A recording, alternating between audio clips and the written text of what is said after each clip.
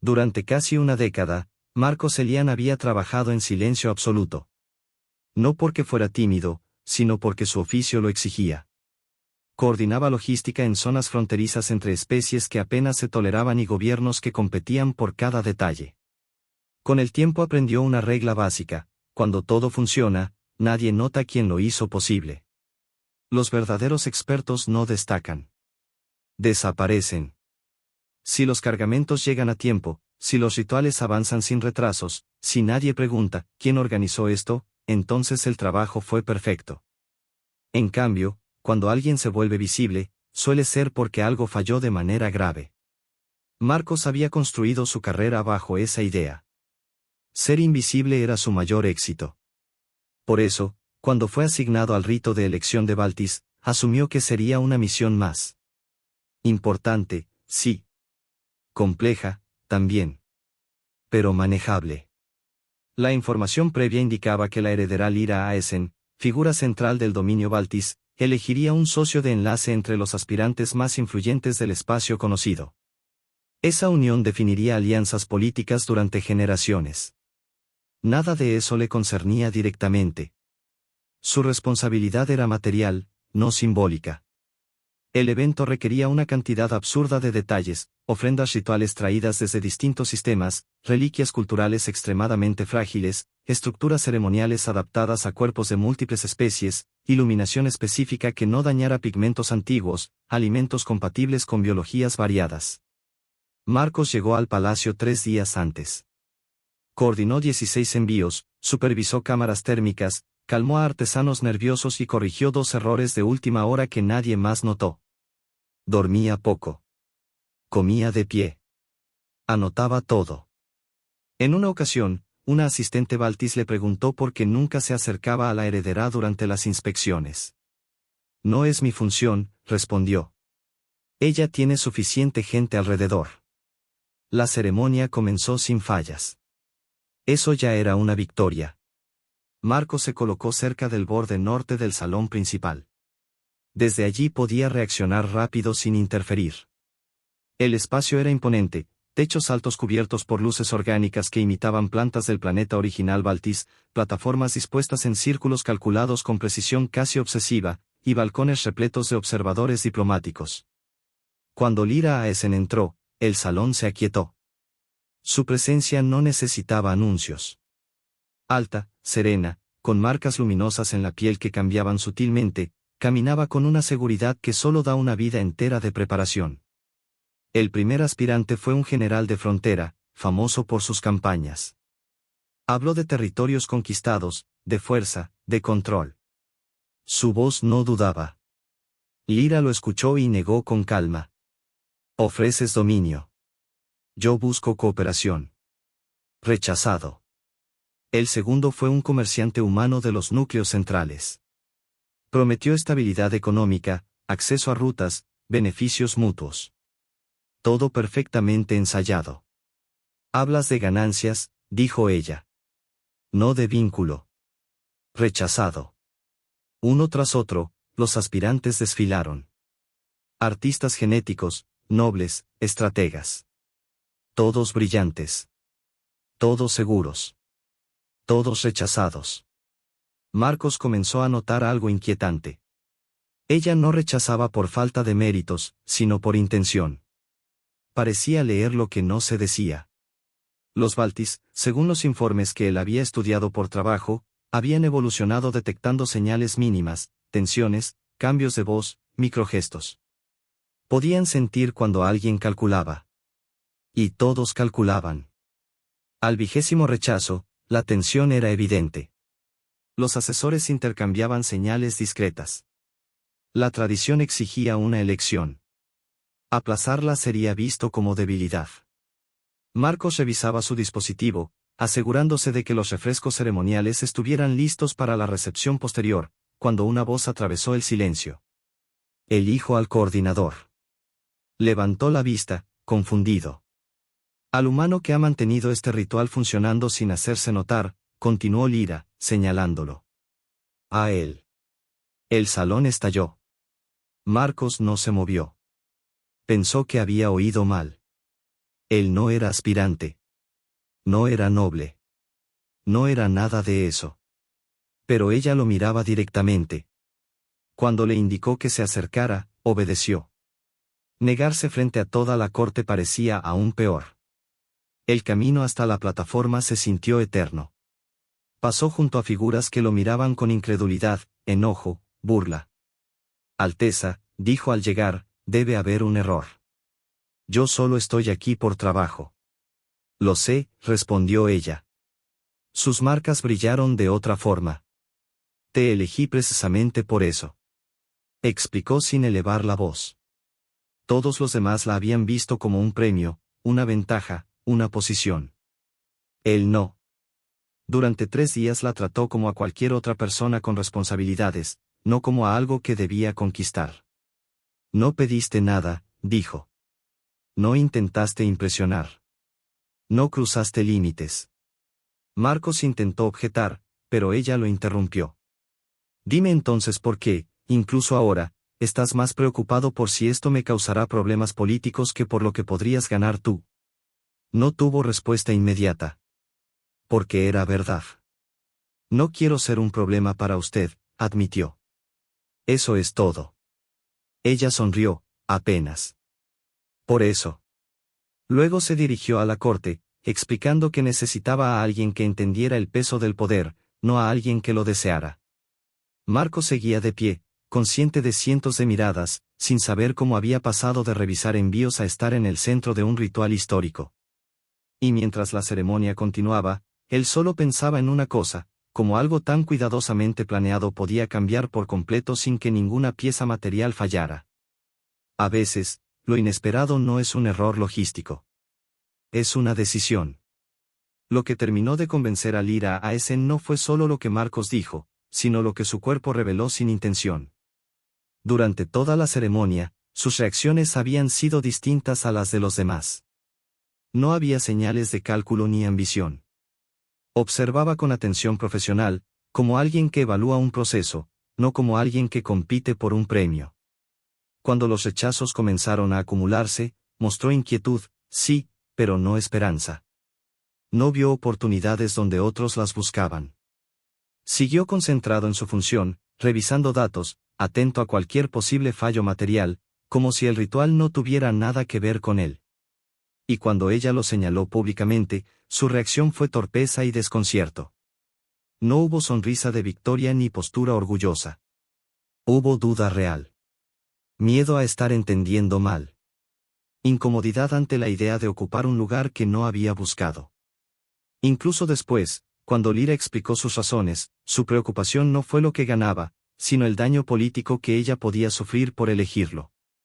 Eso era exactamente lo que no había encontrado en ninguno de los aspirantes formales. No vio en él un salvador ni un estratega brillante. Vio a alguien capaz de compartir responsabilidad sin intentar dominar. Alguien que entendía, aunque no lo dijera, que el poder sin control termina siendo destructivo. Los asesores comenzaron a moverse con urgencia. Gestos rápidos, miradas tensas. Elegir a un coordinador logístico rompía todos los esquemas. Pero la tradición Baltis era clara, una vez declarada la elección, no había marcha atrás. Comprendo sus inquietudes, dijo Lyra a la corte, con una voz firme que no dejaba espacio a discusión. Esta decisión no encaja con lo que muchos esperaban. Pero el rito no existe para asegurar la alianza más conveniente, sino para elegir a alguien capaz de gobernar conmigo, no por encima de mí. Explicó que todos los candidatos habían buscado poseer el poder, no compartirlo. Habían hablado de control, de ventajas, de expansión. Ninguno había demostrado moderación. Luego se volvió hacia Marcos, que seguía de pie, rígido, sosteniéndose más por disciplina que por seguridad. Sé que esto altera tu vida por completo, admitió. Viniste a organizar entregas, no a gobernar un imperio. Pero te pido que aceptes porque creo que puedes ser el tipo de socio que este cargo necesita. Marcos respiró hondo antes de hablar. Alteza, necesito ser claro. No tengo experiencia gobernando. No sé manejar intrigas políticas ni liderar desde el poder. Sé organizar sistemas, no imperios. Y no quiero aceptar algo para lo que no estoy preparado y fallarle después. Ella lo observó con atención. Eso que acabas de hacer es precisamente la cualidad que más valoro, respondió. Reconocer límites. Priorizar mis necesidades sobre tu ascenso. La confianza se construye así. El resto se aprende. Le explicó que contaba con asesores, expertos, estructuras de apoyo. Que no buscaba a alguien perfecto, sino a alguien honesto. Alguien dispuesto a aprender y a decidir pensando en el bien común, incluso cuando eso tuviera un costo personal. Marcos guardó silencio unos segundos. Si acepto, dijo finalmente, necesito una promesa. Si llega un momento en que quede claro que no soy adecuado, que estoy causando daño, quiero que me apartes del cargo sin dudar. No me mantengas aquí por orgullo o por evitar vergüenza política. Algo se aflojó en el pecho de Lira. Por primera vez desde que comenzó el ritual, sintió alivio. Te lo prometo, dijo. Y tu petición solo confirma que tomé la decisión correcta. La proclamación se hizo oficial. La corte reaccionó con asombro, incomodidad y aceptación forzada. Ya no había vuelta atrás. Los días siguientes fueron un torbellino. Marcos pasó de ser una figura anónima a una presencia constante en reuniones, ceremonias, sesiones de formación. Apenas dormía. Apenas entendía en qué día estaba. La unión formal fue breve, casi misericordiosa. Juramentos memorizados a toda prisa. Marcas simbólicas que se desarrollarían con el tiempo. Reconocimiento legal por parte del Consejo. Internamente, Marcos entraba en pánico. Estaba comprometiéndose a una vida que no había elegido conscientemente. Pero Lira fue paciente. Le asignó tutores. Le insistió en que preguntara todo. Que no fingiera entender. Y él preguntó. Muchísimo. Las consecuencias políticas no tardaron. Aspirantes rechazados protestaron. Delegaciones humanas analizaron riesgos. El Consejo Balti se dividió entre quienes valoraban el carácter y quienes temían la falta de experiencia. Marcos decidió ignorar el ruido y concentrarse en lo concreto. Como siempre había hecho. Dividió el problema. Aprendió paso a paso. Aceptó que cometería errores, pero intentaría que no fueran irreparables. Lira fue clara desde el inicio, su vínculo era político, no romántico. Colaboración, no intimidad. Esa aclaración le quitó un peso enorme de encima. 3 meses después, asistió a su primera cumbre diplomática. Observó más de lo que habló. Y cuando habló, lo hizo desde la práctica. Para su sorpresa, su experiencia resultó útil. Donde otros discutían teoría, él hablaba de flujos reales, tiempos reales, límites reales. No brillaba, pero ayudaba a destrabar. Lo estás haciendo mejor de lo que crees, le dijo Lira tras una sesión tensa. Piensas como alguien que busca soluciones, no victorias. 6 meses después, llegó la verdadera prueba.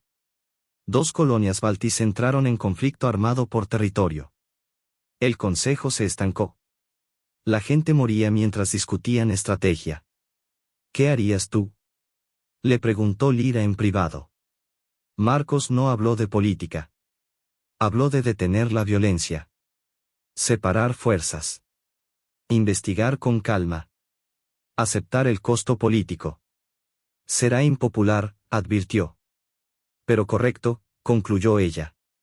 La intervención se ejecutó rápido. Hubo críticas. Protestas.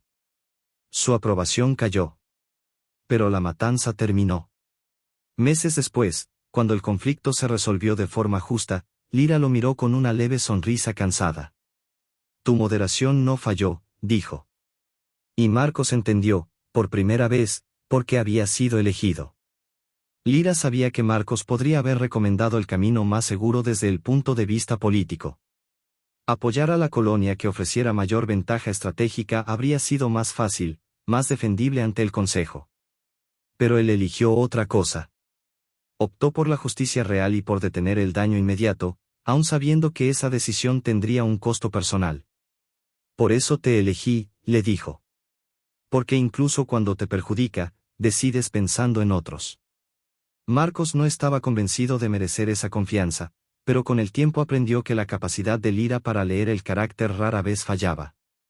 Ella había visto algo en su manera de actuar durante aquel ritual, una tendencia constante a priorizar el bienestar ajeno antes que su propio beneficio. Esa cualidad, silenciosa pero firme, se había traducido en decisiones de gobierno que ponían la justicia por encima de la conveniencia. Un año después de la elección, Marcos asistió a una recepción formal donde varios aspirantes rechazados estaban presentes como representantes diplomáticos. Entre ellos estaba el antiguo caudillo fronterizo, el primero en haberse presentado durante el ritual. El guerrero se le acercó sin rodeos. Protesté tu elección, admitió. Dije que debilitaba el rito y que la heredera actuó por capricho. Lo sé, respondió Marcos con calma. Ya había leído cada una de esas quejas durante su formación política inicial. El caudillo inclinó ligeramente la cabeza. Me equivoqué. He observado tu gobierno este último año. Ahora entiendo lo que ella vio y lo que yo no supe mostrar. Habló de moderación. De no buscar poder por sí mismo. De tomar decisiones difíciles sin calcular siempre la ventaja personal. De elegir resultados reales por encima de la apariencia. Marcos no supo qué decir. Así que fue honesto. Sigo aprendiendo. Me equivoco seguido. Dependo mucho de asesores, y de ella. Precisamente, respondió el guerrero. Aprendes con humildad. Pides ayuda. Reconoces límites. Eso es fortaleza. La conversación terminó sin tensión. Marcos se quedó pensativo. En solo 12 meses había pasado de ser invisible a compartir el gobierno de un imperio. De evitar el poder a ejercerlo. Pero lo esencial en él no había cambiado. Seguía preguntándose qué era lo correcto antes de preguntarse qué le convenía. 5 años después, el dominio Baltis enfrentó su crisis más grave en generaciones. Un grupo de colonias externas formó un movimiento separatista. Sus reclamos eran reales: distribución desigual de recursos, representación débil, desconexión del centro. Tenían apoyo popular y fuerza suficiente para no ser ignorados. El consejo se dividió. Algunos pedían intervención militar. Otros sugerían concesiones limitadas. Algunos aceptaban la separación. Lyra consultó a Marcos como siempre. ¿Qué te dice tu instinto? Él no habló de tácticas. Estamos tratando esto como un problema político, dijo, pero es una relación rota. Las colonias no se van solo por leyes o recursos. Se van porque sienten que no importan. Mostró patrones de comunicación. Respuestas técnicamente correctas que nunca abordaban la frustración real. No basta con tener razón, añadió. Hay que demostrar que escuchamos. Propuso algo costoso: ir personalmente. Escuchar. Cambiar estructuras reales, no solo discursos. Era arriesgado. Lento. Impopular. Lyra evaluó la propuesta. No era la opción más segura. Pero era coherente con todo lo que habían construido. Lo haremos, decidió. No porque garantice éxito, sino porque es lo correcto. Durante meses viajaron. Escucharon. Ajustaron. No todas las colonias se quedaron. Algunas se fueron de forma pacífica. Otras aceptaron mayor autonomía. Algunas reconsideraron. El imperio salió reducido, pero más estable. Tenías razón, admitió Lyra después. Esto no era solo política. 10 años después del ritual, Marcos fue homenajeado por su década de servicio. Le resultó incómodo. Nunca se había sentido cómodo con el reconocimiento. El antiguo caudillo habló ante la corte. Yo fui uno de los críticos, dijo. Y estaba equivocado. 10 años de observarlo gobernar me enseñaron que la moderación es una forma de fuerza. Habló de errores, sí. Pero también de integridad constante. Marcos escuchó en silencio. No veía estrategia en lo que había hecho. Solo coherencia. Más tarde, revisaba planes logísticos para una nueva cumbre cuando Lyra se le acercó. Aún te incomoda que te reconozcan. Nunca dejé de ser coordinador de logística, respondió. Solo que ahora las entregas son más grandes. Ella sonrió. Te elegí sabiendo quién eras, dijo. Y acepté el riesgo. Marcos lo pensó un momento. Gracias por ese riesgo. Gracias por no cambiar, respondió ella.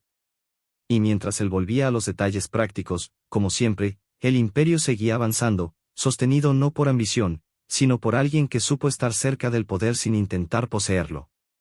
Con el paso del tiempo, Marcos llegó a aceptar algo que al principio le había resultado imposible de creer: su papel ya no era temporal. No estaba cubriendo un vacío, ni ocupando un lugar hasta que alguien mejor preparado apareciera. Era parte del gobierno, no por ambición ni por accidente, sino por coherencia.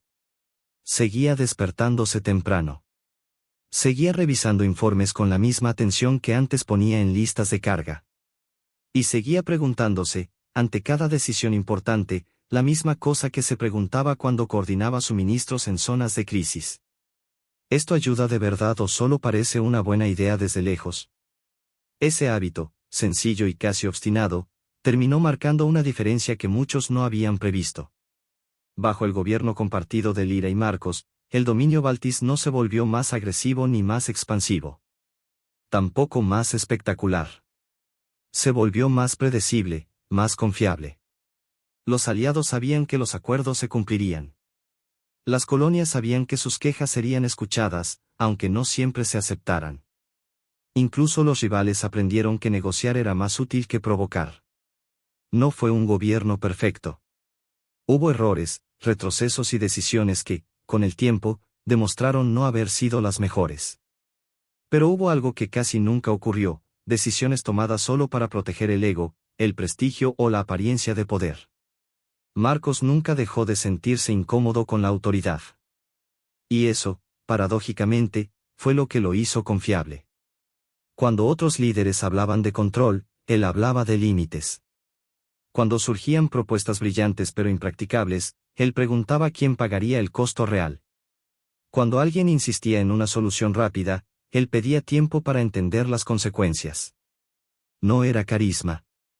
No era genialidad. Era responsabilidad. Lira lo observó durante años con una mezcla de alivio y respeto. Había tomado un riesgo aquel día en el salón ceremonial, uno que muchos consideraron imprudente.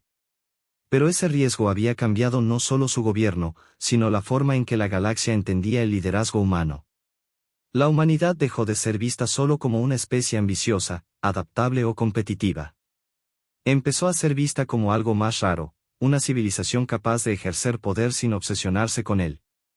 Eso no ocurrió por discursos grandilocuentes ni por victorias militares.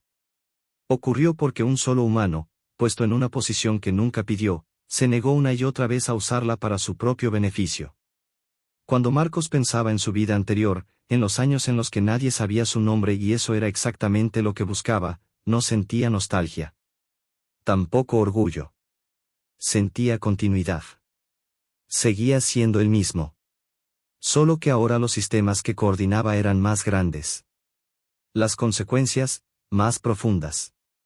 A veces, en momentos de calma, se preguntaba qué habría pasado si Lira hubiera elegido a uno de los aspirantes preparados, carismáticos, seguros de sí mismos. Probablemente el imperio habría sido más fuerte a corto plazo. Más temido. Tal vez incluso más estable durante un tiempo.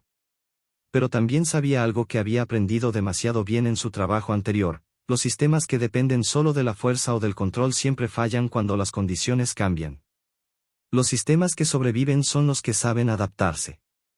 El ritual de selección había sido diseñado para encontrar a alguien capaz de compartir el poder. No de dominarlo. Lira había entendido eso mejor que nadie.